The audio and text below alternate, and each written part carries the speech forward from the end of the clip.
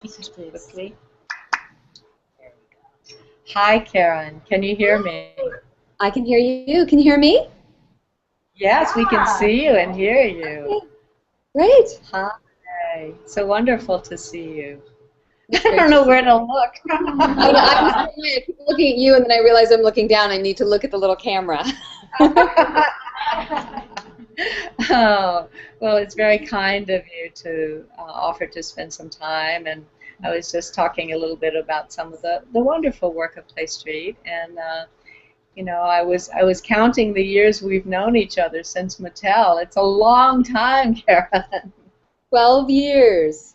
Wow. Yeah. We've both, I think, grown in many ways. Mhm. So give me a little update about Clay Street. You're functioning as a studio leader, director now? Yeah. So, yeah, I'm the studio leader here at Clay Street now, and we're about to enter our second decade, so 10 years here at Procter& Gamble, and we are, well, we're busy in a really good way. Our mission is to create the conditions to reveal the genius for teams and organizations for lasting impact. And we started working with teams, but more and more we're now working with organizations. And so we've been working with full organizations with helping not only teams but leaders understand how to work differently to bring out the best. So it's been terrific. Wow. So, I think we talked about some areas that you could address, but, just whatever is on the, top of your mind. We're a very large class. We have 2 men. I think there were no men when you did the Enlightened Feminine. Yeah. But we're having a good time, and we're really, I think many people are starting to think about their own leadership challenges and opportunities. And maybe you could speak a little bit about what have been some of your challenges and opportunities in your leadership roles. Sure. So my story is that I began, let's see. I was raised and very much oriented in, I would say, a very traditional leadership, more masculine way of being. I was my father's daughter, and I definitely, after getting my MBA, I went into marketing, and I attacked it with a vengeance, with the goal to get promoted as quickly as possible, get as many experiences as possible, because I knew that I would get pregnant and I would want children, and that would slow me down. That's what I thought when I was younger. And so I was just, I'm a very passionate person. I like to do a lot. What I've learned over time, and when I look back at when I first met you, Mukara, so long ago, I've always had the right heart and the right desire and the right passion for making things move forward and helping people. I just didn't always know, I wasn't always connecting to others, I would say. I was really running ahead and running to go and following an old model. I would say, again, that more traditional model. And my journey, and it began the first time I met you, Mukara, 12 years ago at Project Platypus, planted the seed. It evolved as I continued my marketing career and started to feel different and realize that how I was asking to be and how I wanted to be weren't the same thing. My role as a mother has been my greatest leadership teacher because more and more I realize it's not about making people do what you want them to do, though that's so much easier. It's about, at least to me, just tell people what to do and they'll just do it, right? But really it's about creating the conditions for people to bring their unique gifts, and it might not be the thing I want. And I will be continually happily surprised. And so my journey, sorry, is stuff, I don't know, stuff's popping up. My journey has been to really understand that for myself, to embrace, I would say, the feminine and my instincts and my heart and all those things that I... Okay, we don't want to stop. I'm sorry, did you want me to stop? No, I think it's okay now. Okay. Keep going. Sure. Let's see, where was I? To really embrace that part of me that actually I used to hide when I was younger, when I used to cry after work, and my dad would tell me I need to have a tougher skin. I've learned to realize that it's not a tougher skin I need, it's just a bigger heart, and I need to actually be more open. And that's been my journey. Yay. Wow. And, you know, can I put you on the spot a little bit, Karen? Sure, you always do. Why? I do, right? No, but I know you have moved into leadership at Place Street. Mm-hmm. You started as, you know, just like one of the people providing services through Place Street, and now you're like leading your peers, yeah? Yeah. And how has that been? How have you met? That's tricky territory, I think. And I wonder if you have any secrets, or what has been the learning about how to do that? I think the biggest learning is that I kept focusing first on what do I need to do. And I would get frustrated because it felt like no matter what I did, it just wasn't enough. That was kind of what I would think. And I think recently, and Mukara, you really helped us with this, it was less about what I needed to do to fix this problem, but more of how I had to be and how I really needed to change my perspective of recognizing where they were coming from a lot more. I think because, especially Clay Street, we're like a family with the good and the bad, so there's a lot of old stories and old baggage that wasn't serving. Clearing that out together was really important. But I think the most important thing is for me to continue, it's a daily thing to remember, how am I connecting? Because I know when I get busy, when I get stressed, the thing I throw out the window is connection. And I know it's the most important thing, but it's the thing that, and it always damages things. And that's where I write it, I put in places, is I say, you remember to connect. And that has helped a tremendous amount.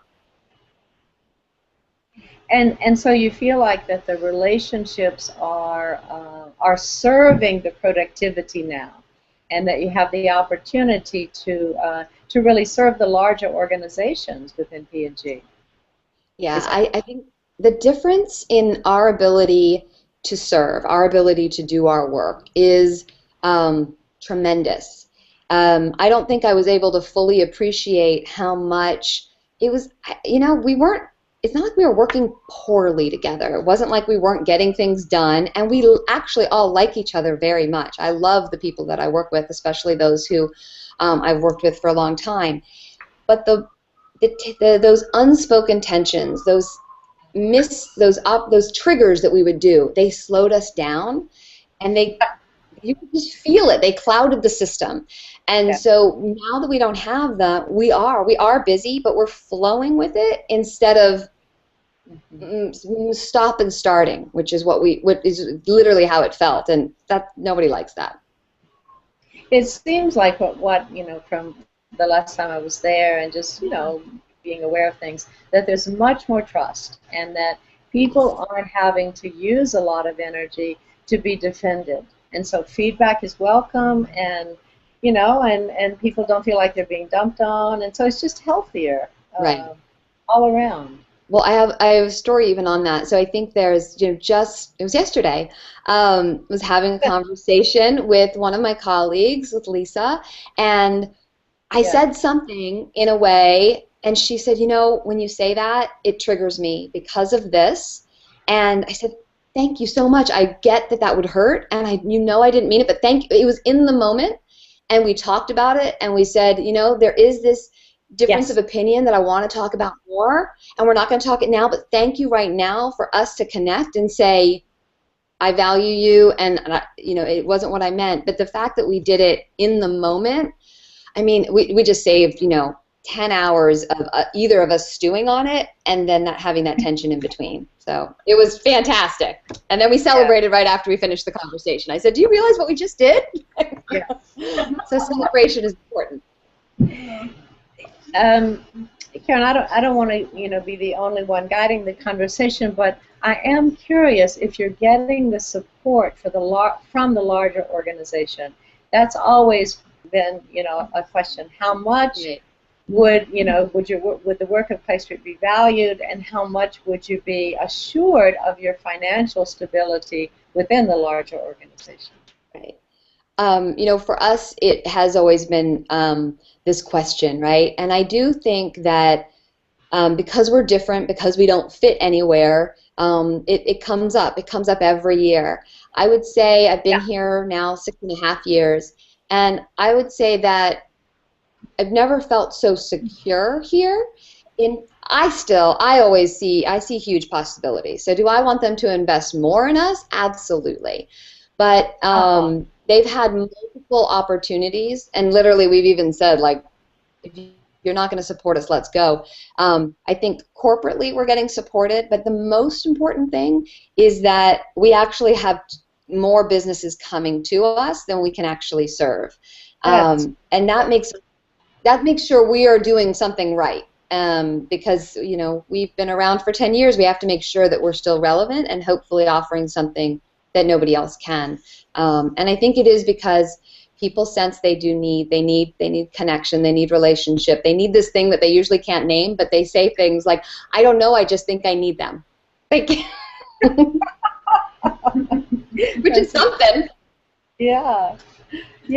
Well, taking it back a little bit to the Enlightened Feminine Leadership class, is there a way, Karen, that you feel like you could see an influence of that material on your leadership style, or what was your takeaway from the class, or any advice you would have for the students currently taking the class? So for me, everything is an ongoing journey, and for me, the class was at such a pivotal time for me, where I was really kind of emerging from a down period, just personally in my personal life, as well as what was happening in the organization here, and it really was an opportunity. I would say it would be the kind of the beginning of an emergence for me, to really step into who I am. I still got it. I still got to work there, but it was the permission, and it was feeling held. What I loved I always love being with you, Mukara, because you always will pull more out of me than that needs to grow, and you see what needs to grow, and that is always appreciated and needed, and I love it. What I didn't expect and what I loved equally is just the presence of the other women, and the other participants, and they gave me what I didn't even think I knew I needed.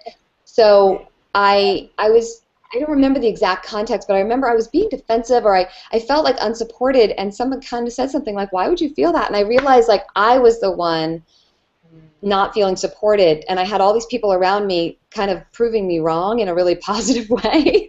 And I took that, and I hold that with me, because I think we all have a tendency to, especially depending on where you work, to feel alone. And to feel that maybe other people aren't on the same path, and any opportunity to feel not only alone, but that there are people who are not only just like you, but more. They're ahead of you in the journey. Feels so good to remember just how much support you actually have out there. And it reminded me of even the support, and even some of the exercises. I'll just say one thing, can I say what it was, or will I mess something up? Okay. It was the talking to the mitochondria. Right. So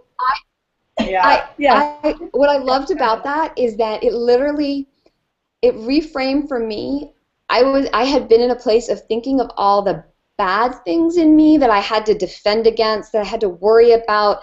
What disease, what thing will happen, what thing do I not like about myself? And through the process, I was like, you say it, but I really felt, I'm like, there's all this good stuff inside of me, and there's more good stuff than bad. And it really, it was a shift for me, it's a shift that I keep, that got me deeper to being like, no, it's all good stuff in there. So that was something that I hope all of you liked it too. Yeah. It's really nice to remember your class, Karen, and I want to be sensitive to your time, and I don't know if there's any other advice that you have for people, or anything that, it just kind of distills some of your lessons that you've learned. I think what you've shared already is most helpful. That connection it's really vital. It's like the blood of everything. Yeah, we can't live without it. But if there's anything else you'd like us to know, I welcome you to share. Maybe tell us about a failure.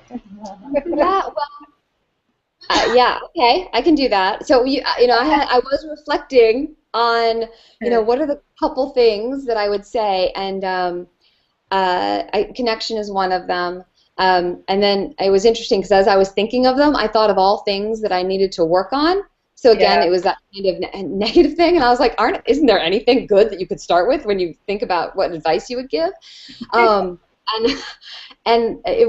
so I think the piece, if you think about failure, is having self-compassion, and that's what I'm definitely really working on. With failure, I had an experience this morning of reflecting on failure, and how helpful it is. The time when I was a part of the class was a really busy time, and we were doing stuff very differently. So instead of being at Clay Street, I was mostly in the business, in a world where when I used to be there, I acted differently. And so kind of like old world and new world was colliding. And I would go into meetings, and one of the main principles I try to live by is to be really intentional and know I'm entering this meeting with this kind of energy and for this purpose. And so many times, because especially the one person I worked with was basically just a male version of me, and he would pull out, and I would just tumble into, out of all intention and out of all centeredness, and I would just start racing along. And I did it a lot. I failed a lot in that one. And what's interesting now is that this morning, and I'm working with a slightly different group, but same kind of issues are coming up, and I have the felt experience of that failure, and it actually grounds me to say, no, you're not going to do that this time. You can stay grounded. You can hold your boundaries. And you know who you are. And it was because I failed, and I did it over and over again, and because now there's a little bit of time, and I can be more compassionate with time than right in the moment, that having felt it, and so I'm not totally there yet, but more and more, because I'm feeling it, that when I do make a failure, I'm going, great, I'll have this for next time as a learning, instead of like, oh my God, I failed, which is yeah. So you don't get stuck there. It's more a part of your learning and your development. Yes. Yeah. Great. Well, I think this has been quite informative, and I appreciate, as I said, your time, and I appreciate my relationship with you, and I can say I'm really proud of you, Karen. Thank you. I'm not your mother, but in a way, we've sort of, you've helped me understand more how to be effective in business, and I think I've helped you to be more confident in bringing the human component into a world that really needs it. You have. Thank you so much. Feel happy about that, and so we haven't directed the camera to the people in the class. It's a very large class, because some people were a little self-conscious. I understand that, but I'd like us to give you a round of applause if that's okay, and you'll hear us.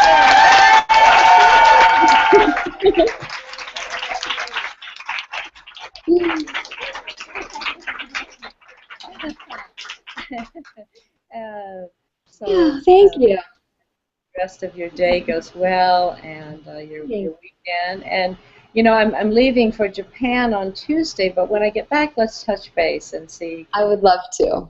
What wants to happen at Clay Street. That would be terrific. Have a wonderful rest of your class. Thank you so much. Much love to you. Thank you. Okay. And we stop just by pushing stop? Okay.